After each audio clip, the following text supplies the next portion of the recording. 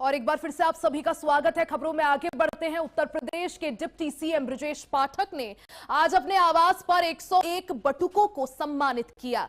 इस कार्यक्रम पर कांग्रेस प्रवक्ता सचिन रावत ने तीखी प्रतिक्रिया दी। उन्होंने कहा कि उत्तर प्रदेश में बीजेपी को अपनी खिसकती हुई राजनीतिक जमीन दिखाई दे रही है और इतने दिनों के बाद डिप्टी सीएम को बटुकों के सम्मान की याद आई है।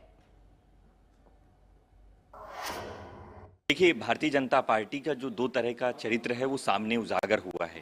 पहले तो हमारे शंकराचार्य को जिस तरह से करने से रोका गया, उनके जो शिष्य थे उनकी शिखाओं को घसीटा गया, उनको पीटा गया, और पूर्णतः जो है जब पूर्णतः सनातन धर्म अपमान हुआ, उसके बाद योगी आदित्यनाथ जी की देखी होगी जिस तरह से उन्होंने सदन में ये बात बोली, लगातार शंकराचार्य का अपमान किया और उनके शिष्यों का भी अपमान है। तो मैं समझ सकता हूं कि किस तरह से सरकार की जो रूपरेखा सनातन धर्म के प्रति है ये पूर्णतः स्पष्ट हो चुका है। लेकिन जिस तरह से ब्रजेश पाठक ने उसको डैमेज कंट्रोल की बात की है, मैं कह सकता हूं कि अब तो दो तरह का जो राजनीति भारतीय जनता पार्टी के अंदर हो रही है, अब इनको सद्बुद्धि आई, इतने दिन बाद आई है।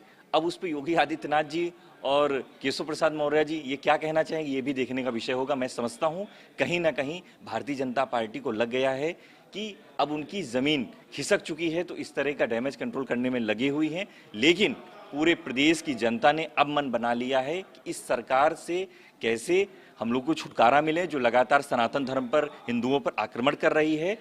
आने वाले समय में ये सरकार जरूर बदल के रहेगी।